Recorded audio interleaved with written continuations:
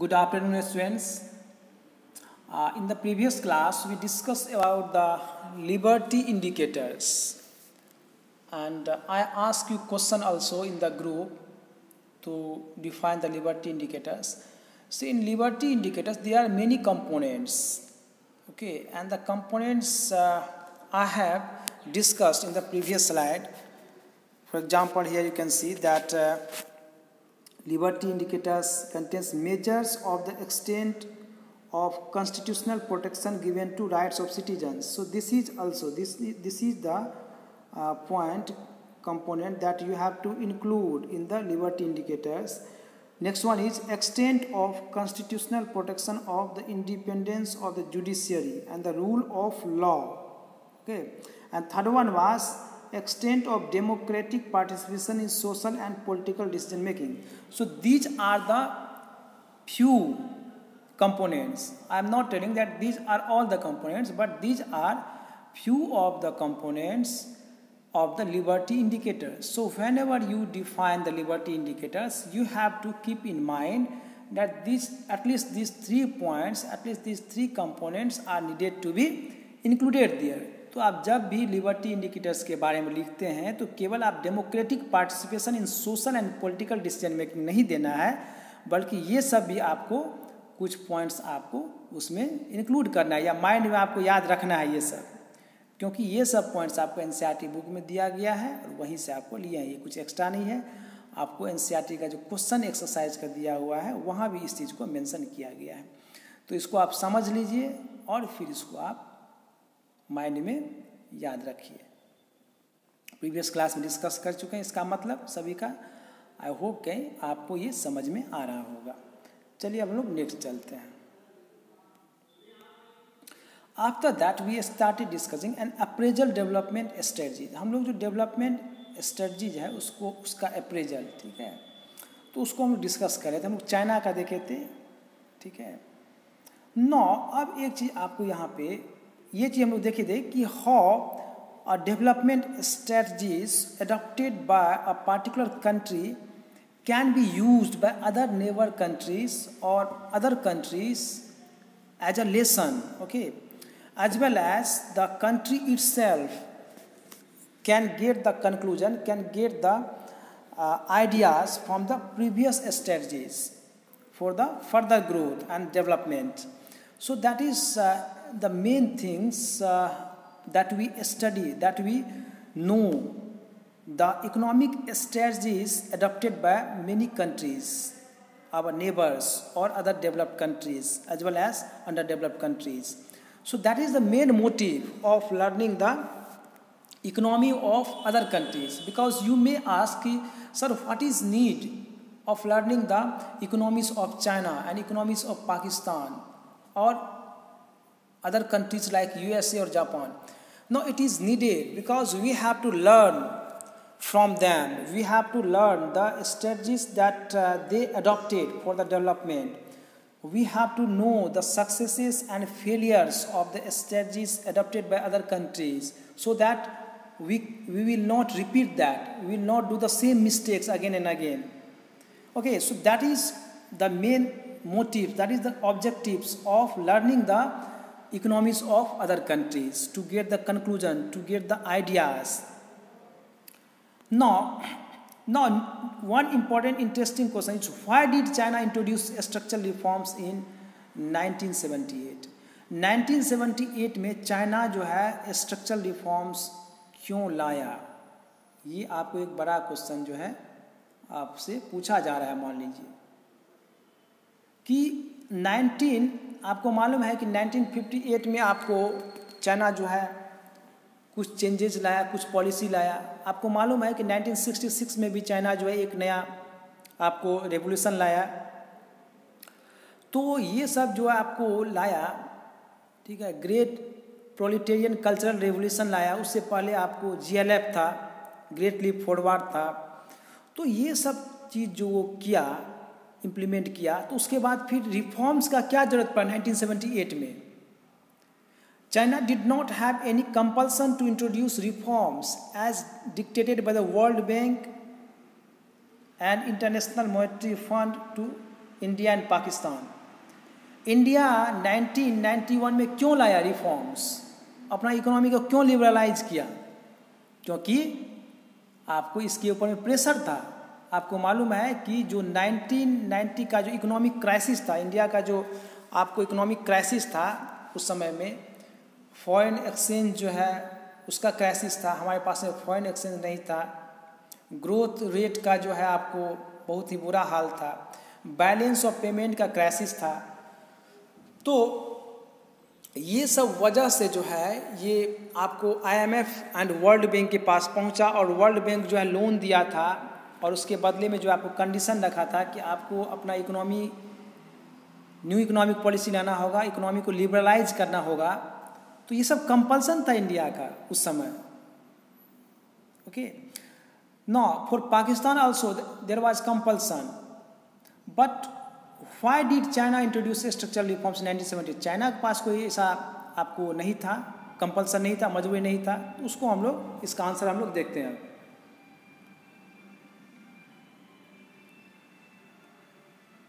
The new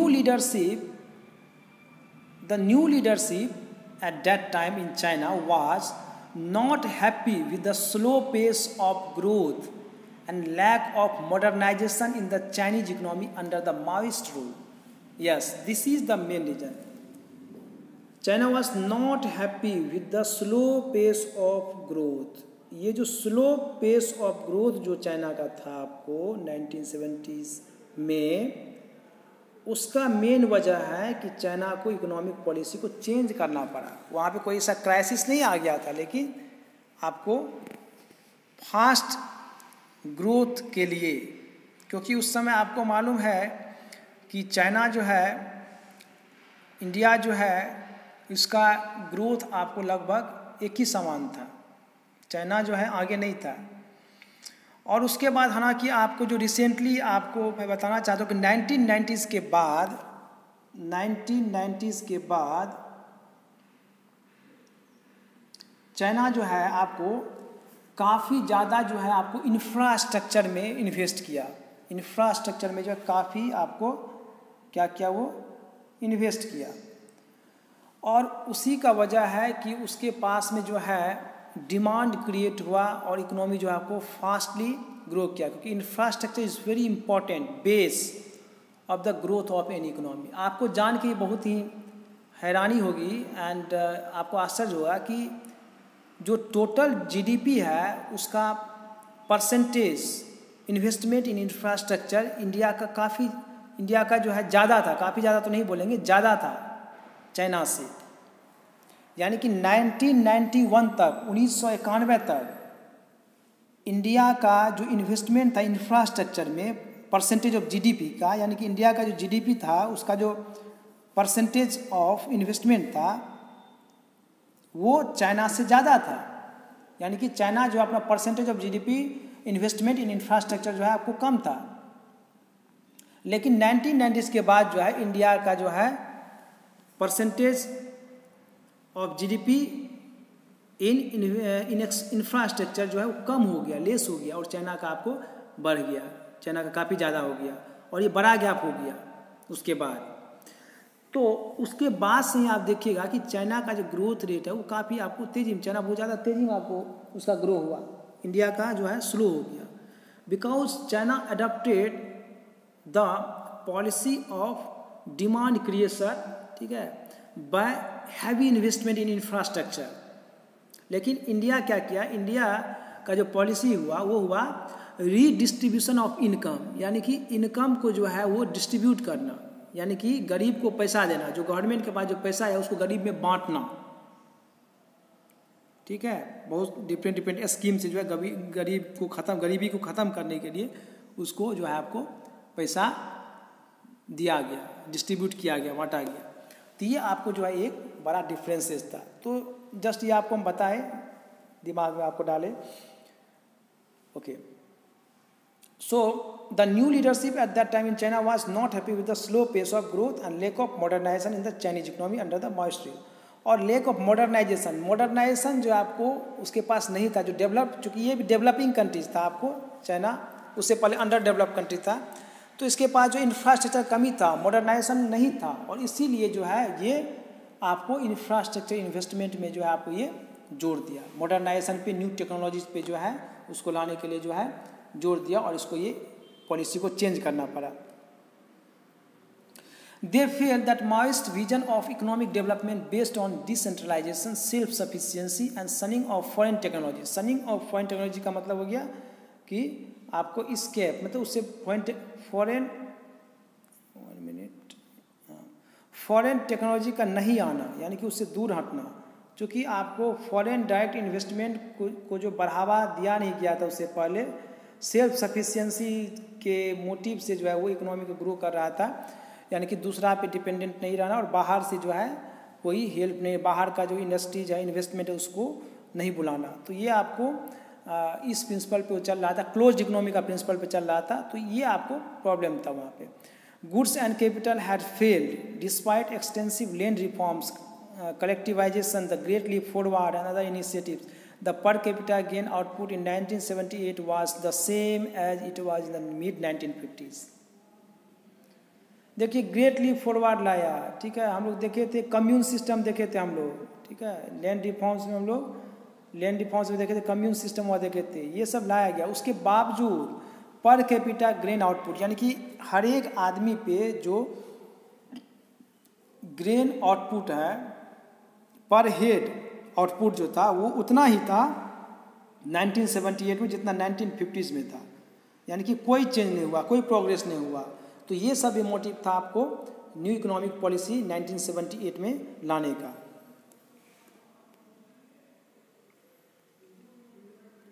in agriculture as pointed out earlier, by handing over plots of land to individual for cultivation, it brought prosperity to a vast number of poor people. हम लोग ये भी देखे थे कि जो commune system था वहाँ पे आपको कलेक्टिवली लैंड्स को यूज किया जाता था, उसके ऊपर वर्क किया जाता था, लेकिन जो आपको न्यू इकोनॉमिक पॉलिसी आया उसमें बांट दिया गया, जो लैंड जो आपको कम्यून सिस्टम में था वो इंडिविजुअल को रिटर्न कर दिया गया, और इंडिविजुअली सब आदमी जो उस पर प्रोडक्शन करने लगा, उससे क्या हुआ, प्रॉस्पेरिटी आया, ठीक है, इनकम जो है ज़्यादा जो है आपको आया, और ये भी आपको एक मेन रीजन है ग्रोथ करने का, आपको न्यू इकोनॉमिक पॉलिसी लाने की, यानी कि ना केवल आपको अदर सेक्टर्स में but in agriculture also new economic policy helped. Now next one is that scholars argue that in Pakistan the reform process led to worsening of all the economic indicators. हम लोग देखें कि how the new economic policy brought a big changes, a positive changes in the China. But when we talk about the Pakistan, it is not the case, because many scholars argue that in Pakistan the reform process led to a negative result, led to worsening of all economic indicators, because we know that in 1980s the growth rate of Pakistan was high in comparison to India and in comparison to other countries also, but because Pakistan brought new economic policy in 1988, 1988 में लाया वो, लेकिन उसके बाद जो है new economic policy लाने के बाद, लिबरलाइज करने के बाद जो है उसका ग्रोथ आपको कम हुआ, नीचे गया, उसका जो है आपको ग्रोथ हाई नहीं हुआ, उसमें जो आपको पॉजिटिव चेंजेज आना चाहिए था वो नहीं हुआ। इसीलिए यहाँ पे बहुत सारे स्कॉलर्स जो है उस पर आपको पॉइंट रख रहा है। Pakistan's economy, as scholars put it, our agricultural growth and food supply situation were based on not on an institutionalized process of technical change but on good harvest.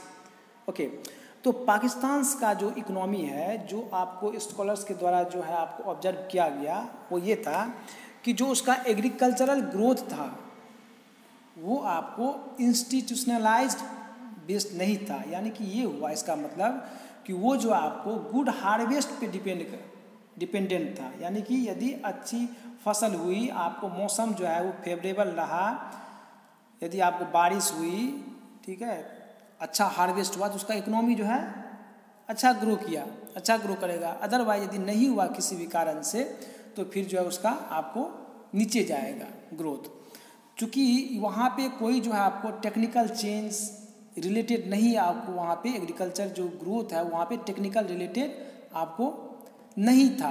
तो ये आपको एक मेन वजह वहाँ पे था एग्रीकल्चर का, यानी कि वो डिपेंडेंट जो था आपको नेचुरल प्रोसेस पे था, जैसे रेन वाटर हो गया उस पर इरिगेशन के लिए उस पर डिपेंडेंट रहना।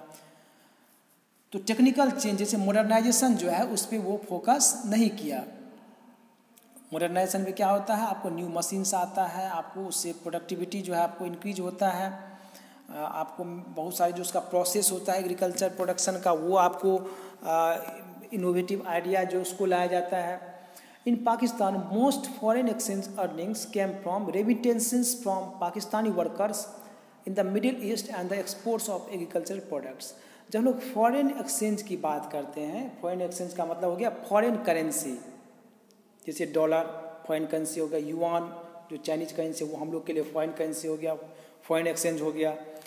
तो जो पाकिस्तान में जो आपको फॉरेन एक्सचेंज आता है, जो डॉलर आता है, वो आपको कहाँ से आता है, तो रेमिटेंसेस से आता है। यानी कि जो पाकिस्तानी जो वर्कर्स हैं जो आपको सऊदी अरबिया में या फिर दूसरा मिडिल ईस्ट कंट्रीज, ईरान में, इराक में, वहाँ पे जो काम करता है, यूएई में जो काम करता है, वहाँ से उसको जो पैसा मिलता है वो आपको आता है Pakistan.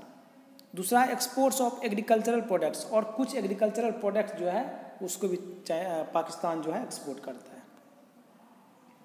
There was also growing dependence on foreign loans on the one hand and increasing difficulty in paying back the loans on the other.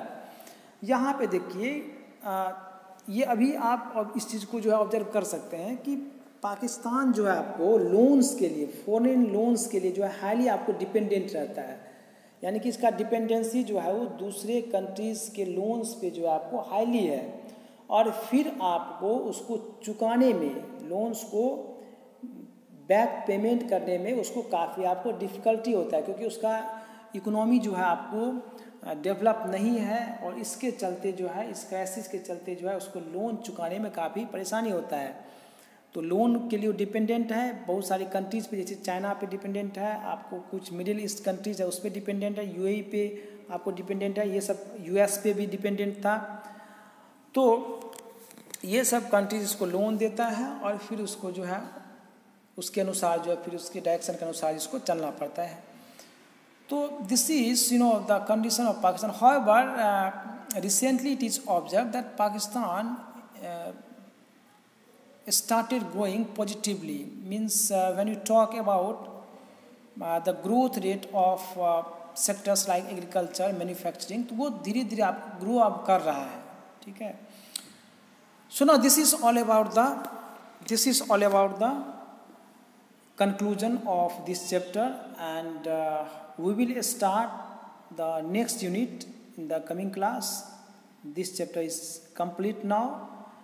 We will do the NCERT exercises, problems we'll discuss, and we will discuss the answers. So this is all about of today's class. Thank you.